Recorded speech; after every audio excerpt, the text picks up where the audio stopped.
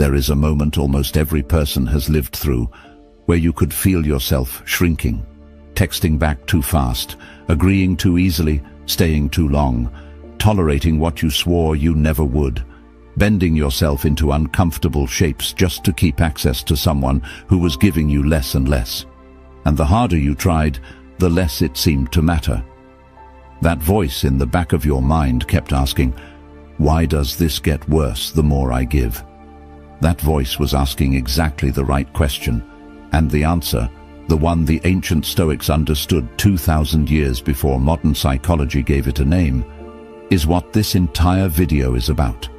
The person who is genuinely willing to walk away is almost universally more respected, more compelling, and more deeply attractive than the person who stays at any cost, not as a tactic, not as a game, as a natural expression of self-respect. And that is what we are building today. We are breaking this down across 10 sections. Each one builds on the last. By the end, you will not just understand this concept intellectually. You will see a clear, practical path to becoming the kind of person who walks away, not because they are playing a game, but because they have built an inner life so full and so grounded that anything less than genuine respect simply does not fit inside it. If you are new, we put out content like this every week for people who are serious about building an unshakable inner life. Let's get into it. Most people, when they think about walking away, focus entirely on the message it sends to the other person. Will it make them miss me? Will it shift the dynamic? Those things sometimes happen, but they are not why walking away changes everything. The primary reason is more intimate than that. Walking away communicates something to you. It is the moment you take your own values off the shelf where they have been gathering dust and actually live them out loud. It is an act of integrity, of choosing yourself, and that act changes how you carry yourself in a way that every person around you can feel, even if they cannot name it. The Stoics had a concept for this they called autarkia, self-sufficiency, not coldness, not emotional distance. The genuine practiced completeness of a person who does not need another's approval to feel whole. Marcus Aurelius, Epictetus, Seneca. These were warm, deeply relational men, but their hearts were so full of their own values and purpose that no single person's withdrawal of approval could create in them the desperate, clinging quality that destroys attraction. They could love freely because they did not need love to function, and that quality, being with someone because you choose to be, not because you need to be, is one of the most magnetic things a human being can offer. What staying when you shouldn't communicates is equally important and rarely examined honestly. When you remain in a dynamic that consistently violates your standards, you are not communicating love or patience. You are communicating, at a level far deeper than words, that your limits are negotiable. People register this, not always consciously, but they register it, and it does not make them appreciate you more. Self-respect is one of the fundamental signals the human mind uses to evaluate how to treat someone. The way you treat yourself is the loudest instruction you ever give the world about how to treat you. Comment, "I choose myself first," below if you finally realized your standards aren't the problem. Settling for less than you deserve is. If there is one Stoic insight with the most direct application to attraction, it is this. Neediness is not a symptom of loving too much. It is a symptom of valuing yourself too little. And it is one of the most reliably repellent qualities a person can project, regardless of every other positive attribute they possess. You can be brilliant, accomplished, and kind. And if you carry the quiet desperation of someone who needs another person's approval to feel complete, people will feel it before you say a single word. It changes how you hold your body, how quickly you respond, how easily you agree. Neediness performs a version of you that is not quite you, assembled in real time from the guessed preferences of whoever is in front of you. Epictetus taught that the fundamental philosophical error, the source of all anxiety and desperate clinging, is confusing what is yours with what is not. Your judgment, your values, your character, these are yours. The opinions others form of you, whether someone decides to love you or leave you, emphatically not yours. When you place your sense of worth in the second category, you have handed the foundation of your entire inner life to something you cannot control. And the anxiety that results is what the person across from you reads as neediness. They feel that you need something from them, that the interaction is not equal, that behind the charm and effort is a quiet hunger they did not sign up to feed. When you stop needing a specific person to choose you, you stop distorting yourself to be chosen. And when you stop distorting yourself, the person in front of them is finally, fully, actually you. The real, unperformed, unfiltered version of you is almost certainly more compelling than any version ever assembled to please an audience. The Stoics believed the greatest gift you can offer another person is your authentic self, clearly known and honestly expressed, because that is the only self that can actually be loved. Everything else is just a performance, and you cannot be loved for a performance, only appreciated for it. Comment: I don't need you, I choose you, and that's what makes it real below. If you understand the difference between loving from wholeness and clinging from fear. Self-worth gets used so often in modern culture that it has almost lost its meaning, reduced to affirmations in the mirror, a concept you intellectually agree with but aren't sure you actually have. The Stoics had something far more specific and demanding in mind. They were not talking about how you feel about yourself on any given morning. They were talking about something you build through behavior, through the consistent, daily, repeated act of living in alignment with your own values, even when it is difficult, even when it costs you something, even when no one is watching. Stoic self-worth is not a feeling. It is a track record. It is the accumulated evidence gathered across hundreds of small choices that you are a person who keeps their promises to themselves. Marcus Aurelius held himself accountable with extraordinary honesty, not through self-punishment, but through the relentless daily question, did I act in accordance with what I believe is right? Not did people approve of me, not did I succeed, but did I show up as the person I have decided to be? That question, and only that question, is within your control to answer yes to every single day. The Stoics called this arete, excellence of character, and they considered it the only reliable source of genuine flourishing. Wealth, reputation, the love of specific people, these were preferred indifference. Nice to have, worth pursuing, but not foundations. Only character was truly and permanently yours. Building real self-worth in the Stoic sense begins with one commitment: keeping the promises you make to yourself. Not the big dramatic ones, the small daily ones. The alarm you set, the conversation you said you'd have, the boundary you decided to hold. Every time you keep one of those promises, you deposit something into the account of your self-respect. Every time you break one, you make a withdrawal.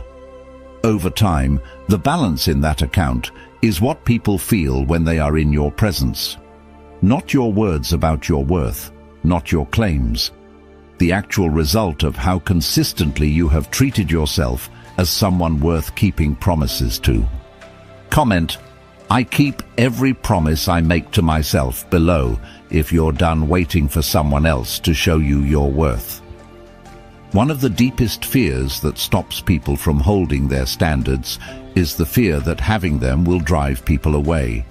That if they stop accommodating, stop overgiving, stop tolerating what they know is wrong, everyone will leave and they will be alone.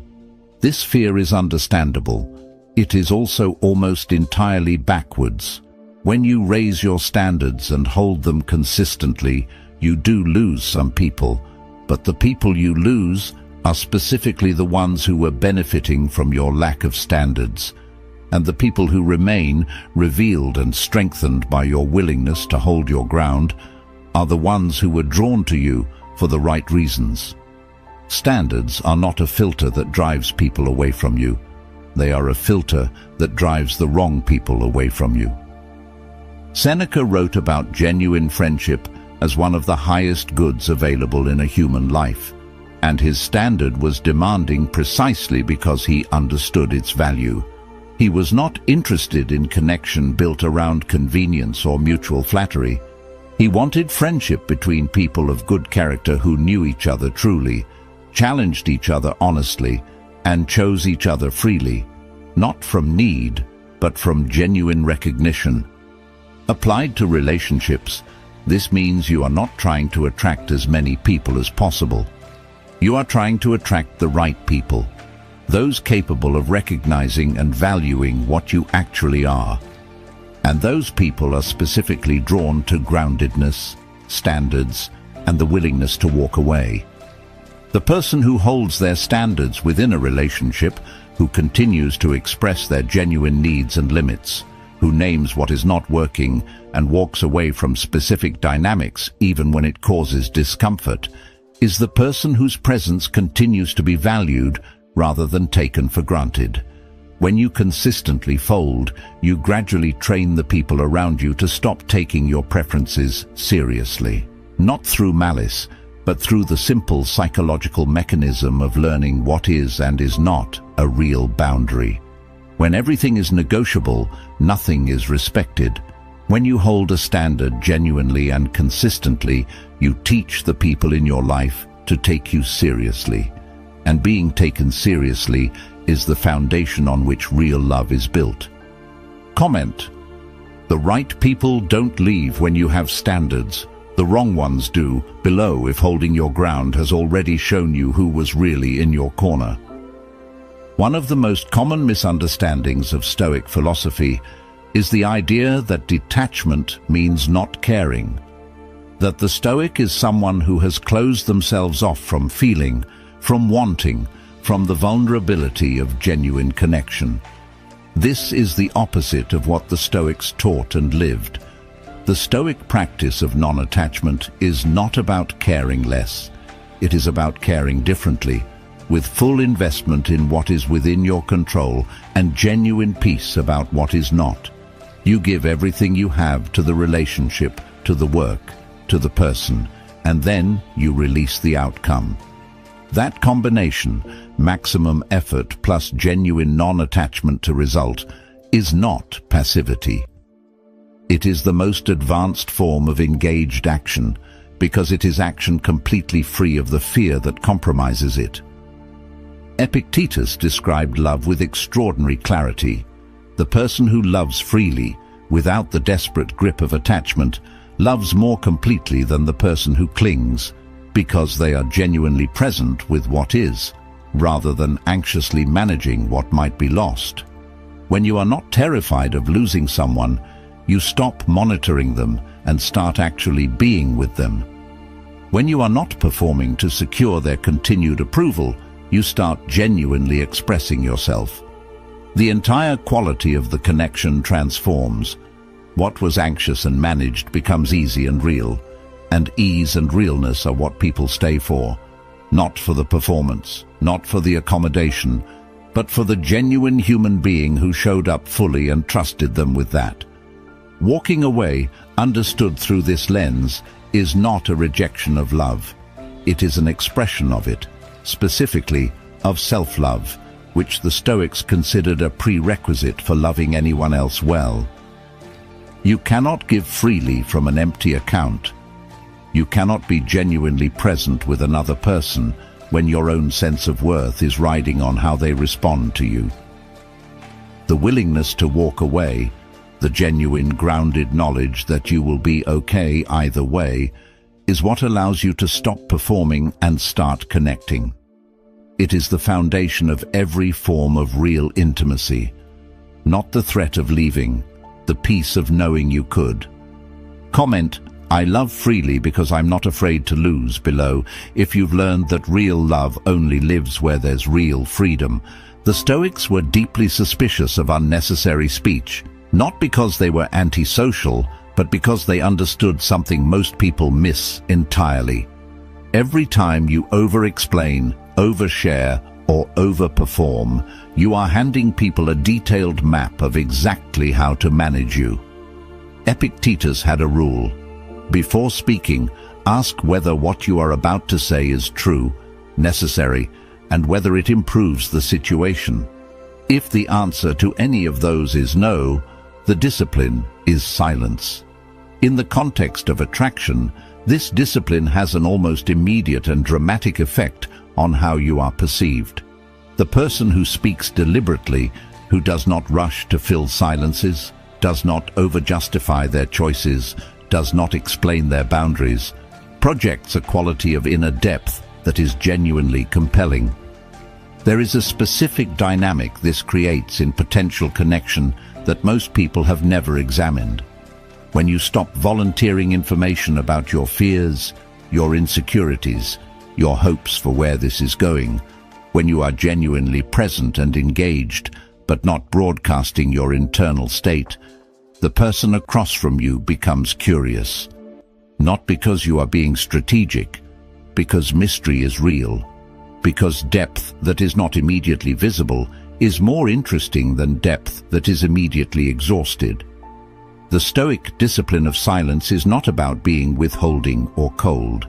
It is about being selective, about reserving your full self for people who have earned it through demonstrated trustworthiness over time, rather than offering it immediately to everyone who shows interest. The other gift of silence is observation. While others are performing and anxious for airtime, the person who listens and watches gathers information that the speaker is giving away freely. You see how people behave when they think they are not being evaluated. You notice the gap between what someone says and what they do. You catch the inconsistency between their stated values and their behavior under pressure. These observations, held patiently and without immediate judgment, give you a picture of who a person actually is that no amount of self-presentation can construct or conceal. The person who sees clearly cannot easily be fooled, and the person who speaks with intention cannot easily be manipulated. Comment, I let my presence speak before my words do below, if you've discovered that the most powerful thing you can do is simply not explain yourself to everyone. Everything in this video rests on one foundational truth. Walking away is only possible when you have somewhere worth walking to. The person who cannot be alone, who finds their own company unbearable, who fills every silence with noise, that person cannot hold a standard that requires being alone, no matter how much they intellectually understand why they should. Seneca wrote about self-companionship not as a metaphor, but as a literal philosophical project, the cultivation of a genuine, nourishing relationship with your own mind and your own presence. This is the work underneath all other work. Because if being alone is intolerable, every compromise you make to avoid it is not a choice. It is a compulsion. The practical prescription the Stoics offered was direct. Spend time deliberately in your own company, not scrolling, not consuming, sitting with your own thoughts, examining them, questioning them, understanding them, until the silence becomes comfortable, then familiar, then genuinely enjoyable. This sounds simple and is genuinely difficult in a culture that has weaponized distraction. But the person who has done this work brings something extraordinary to every relationship they enter. The unmistakable quality of a person who is there because they want to be, not because they need to be. That distinction is felt immediately. It is the difference between presence as a gift and presence as a plea. Beyond solitude, the Stoics emphasized the importance of a life that is genuinely yours, built from your own values, your own pursuits, your own sense of purpose. rather than assembled around the presence of another person. When your life has this quality, no one's arrival or departure can constitute an emergency. They are a beautiful addition to a life that is already full, not the source of a life that cannot function without them. That is the specific inner architecture that makes walking away feel like freedom rather than loss. And it is not built in a day. It is built in the daily, quiet, unsexy work of showing up for your own life with the same energy you have been pouring into everyone else's. Comment, "I'm building a life so full that no one leaving it can empty it," below, if you're finally doing the inner work instead of waiting for the right person to complete you. The Stoics kept the awareness of death close, not to be morbid, but to be free. Memento mori, remember that you will die, was not a dark meditation. It was the most clarifying, prioritizing, liberating practice available to a living mind. And in the context of relationships and attraction, it does something that nothing else quite manages. It renders the fear of being alone, the fear of missing out, the fear of what people think of your choices, almost completely weightless. When you hold the reality of your finite life honestly, when you genuinely ask yourself how much of your limited, irreplaceable time you are spending in dynamics that diminish you, the answer almost always demands a change. The manipulation that keeps people in situations beneath their worth almost always depends on one thing: the illusion that you have infinite time to wait for things to get better, infinite chances to be chosen by the right person, infinite capacity to absorb mistreatment while the situation slowly resolves. Memento mori dismantles that illusion completely. Your time is real. Your life is happening now. Not after this relationship improves, not when you finally feel ready, not once the circumstances align.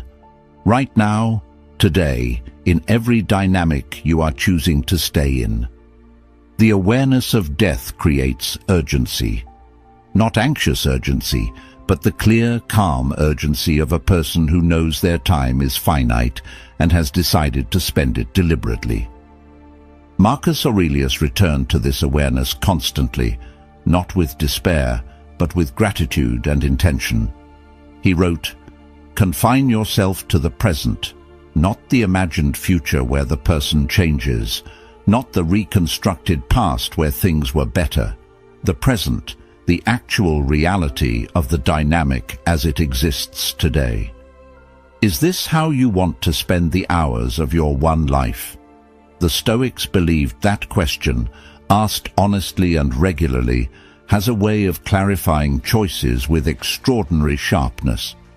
The person who carries memento mori into their relationships stops tolerating what they know is wrong, not dramatically, just quietly, decisively, finally.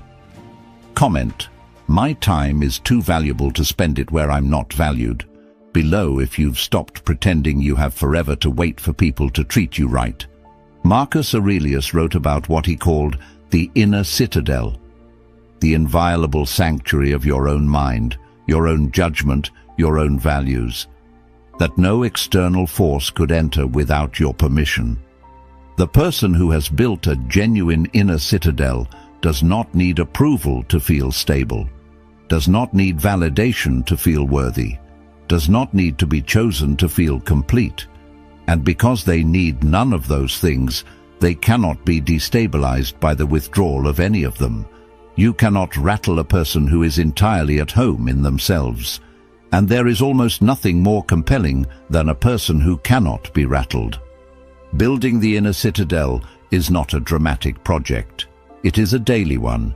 It is the practice of examining your own thoughts before acting on them, returning to your values when external pressure tries to override them, noticing when you are performing versus when you are present, and choosing presence, sitting with uncertainty without immediately reaching for reassurance. None of these are grand gestures. All of them are foundational, because what you are building, one daily practice at a time, is the specific kind of psychological stability that makes neediness structurally impossible, not because you have suppressed the need, but because you have genuinely filled it from within. The person who has built this inner stability walks into every interaction from a completely different place. They are not scanning the room to see how they are being received. They are not monitoring responses for signals about their own worth. They are simply present, curious, warm, engaged, and entirely unbothered by the possibility of not being chosen. That unbotheredness, that genuine, non-performed ease with themselves, is what people feel as magnetic. It is the specific quality that makes someone think, I want to know more about that person. Not because they are playing games, because they are completely, effortlessly, authentically themselves. And in a world of performances, that is almost impossible to look away from. Comment, you can't shake someone who is at home in themselves below if you're building the kind of inner peace that no one can take from you. Everything in this video leads to this final understanding. Walking away is not a tactic. It is not a response you calculate when you feel disrespected. It is a way of life, a complete orientation toward yourself and the world that changes not just your relationships, but every dimension of how you move. The Stoic who has genuinely internalized this does not walk away dramatically or resentfully. They simply, quietly, consistently choose themselves, their standards, their peace, their integrity, in every interaction, every dynamic, every day. And that consistent self-choosing, accumulated over time, produces a human being that is unlike almost anyone else most people have ever encountered. This person is genuinely absorbed in their own life. They are not monitoring potential partners with anxious vigilance because their inner world is too interesting for that. They respond to interest with warmth, but do not restructure their life around it. They do not suddenly become a better, more accommodating version of themselves. They are simply who they are, curious, present, grounded, and what you see is what you get, every time, because they are not performing. When something is off, they name it without drama. They give the situation a chance to change. If it does not, they leave, not with anger or lingering hope. They simply leave, take their whole self with them, and continue building their life as though the departure was a natural and unremarkable part of choosing well. That person is magnetic because wholeness is magnetic. They attract the right people because people of genuine character recognize self-possession and are drawn to it. They repel the wrong people because those who benefit from neediness quickly register they will not find it here. And the life they build, with fewer, better, more genuinely nourishing connections, is worth infinitely more than the broad, shallow, exhausting field of connections that come from having no standards at all. You become more attractive by needing less. You need less by building more. And you become fully and without apology yourself. That is the Stoic path. That is the work. And it starts in the very next choice you make. Comment, I walk away from everything that asks